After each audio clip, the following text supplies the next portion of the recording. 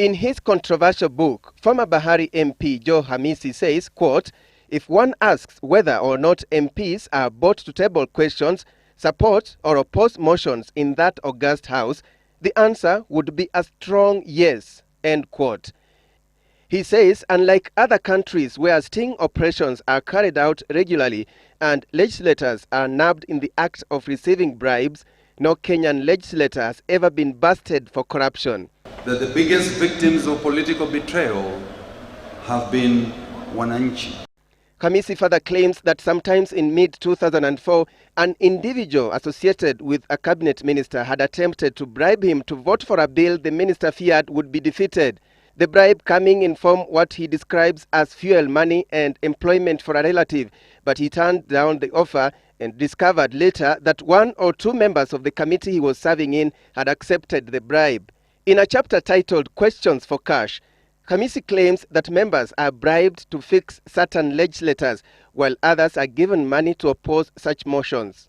It is no secret that dirty money in brown envelopes is routinely exchanged within corridors of parliament, he further claims, and that sometimes it is stuffed in pigeonholes for MPs to pick at will. Some pick the money but disappear on the day of the vote, Khamisi alleges in the controversial book. The former Bahari MP's claims seem to tally with a lead story in the February issue of the Nairobi Law Monthly magazine. The magazine termed Kenya's parliament the greatest auction house in Africa. Some legislators were furious with the report, challenging the publisher to be specific instead of issuing a blanket condemnation.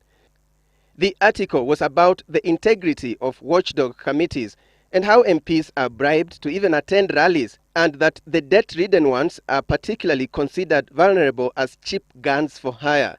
In his book, Khamisi claims there are those who will use every trick to avoid their constituents, including driving in tinted cars, refusing to answer their phones, or often changing their cell phone numbers. But the former legislator also comes to the defense of MPs, accusing their constituents of misunderstanding primary roles of MPs, which include enacting laws and lobbying the government on local issues.